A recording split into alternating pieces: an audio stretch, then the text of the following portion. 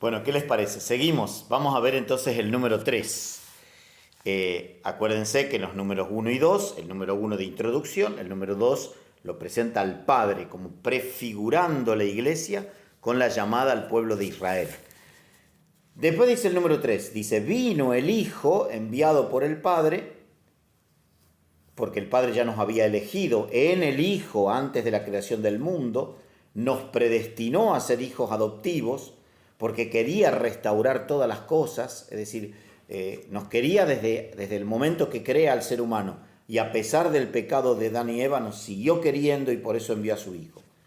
Entonces, la iglesia, que está presente en el misterio a partir del anuncio de Cristo, se siente que se origina cuando del costado de Cristo, ¿se acuerdan como cuando dice el Evangelio de Juan capítulo 19, versículo 34? Acá lo pone el texto, ¿no?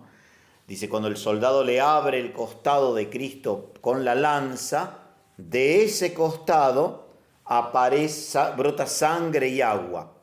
El agua, símbolo del bautismo, la sangre, símbolo de la Eucaristía, compartimos la sangre de Cristo. Entonces, ahí como que algunos padres dicen, ahí está el origen de la iglesia, del costado de Cristo nace la iglesia. Entonces, incluso había un padre, Ireneo, en el siglo II, que decía, así como del costado dormido de Adán, Dios sacó a Eva, la primera mujer, del costado dormido del nuevo Adán, dormido en la cruz, Dios sacó a la iglesia.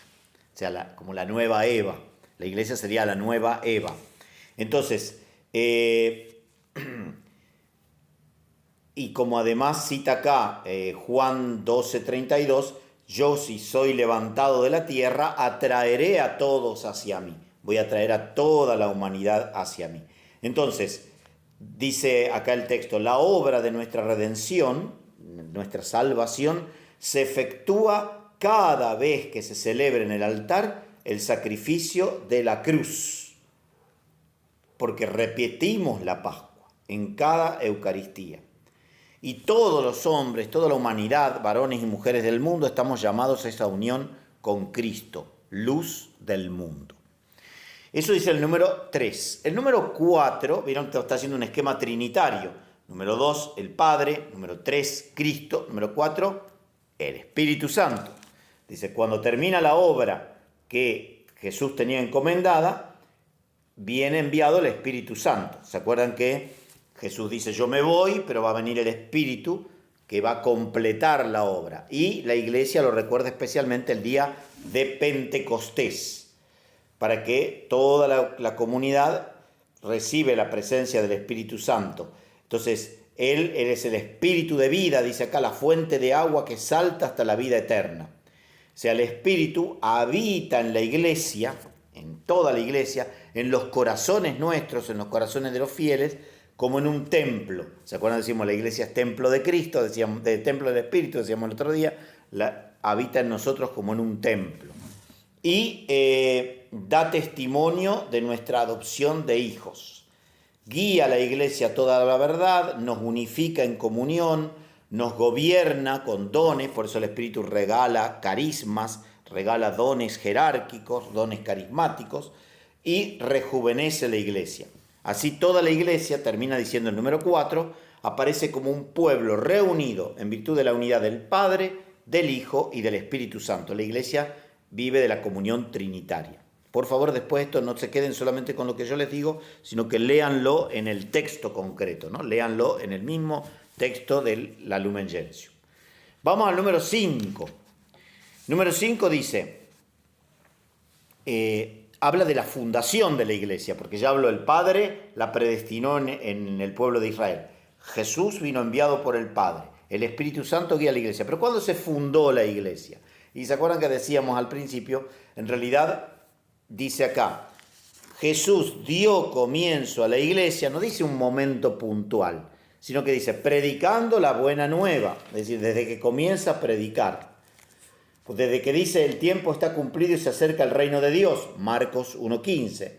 Después dice, la palabra de Dios se compara a una semilla sembrada en el campo, la semilla germina poco a poco, es decir, en el momento que Jesús predica en las parábolas, también está haciendo la iglesia. Cuando hace milagros, dice, los milagros de Jesús confirman que el reino ya llegó a la tierra. Si expulso a los demonios por el dedo de Dios, sin duda que el reino de Dios ha llegado a ustedes. Pero el reino se manifiesta sobre todo en la persona misma de Cristo. Pero después Jesús muere y en la cruz resucita y derrama sobre los discípulos el Espíritu prometido por su Padre. En todo ese momento, desde que Él comienza a predicar y convoca discípulos, pasando por la predicación y los milagros, pasando por la cruz y la resurrección, hasta el envío del Espíritu, en todo ese periodo Jesús está fundando la iglesia.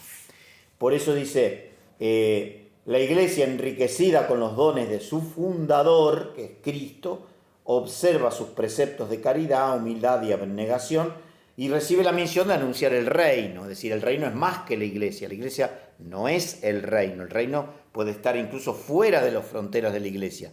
Donde está el Espíritu, donde se vive el espíritu del reino, ahí está el reino, y la iglesia está al servicio de ese reino, mientras espera que llegue el día final, donde todos estemos llamados a formar parte del reino junto a Dios, junto a Jesús, junto al Espíritu Santo, junto a todos los santos.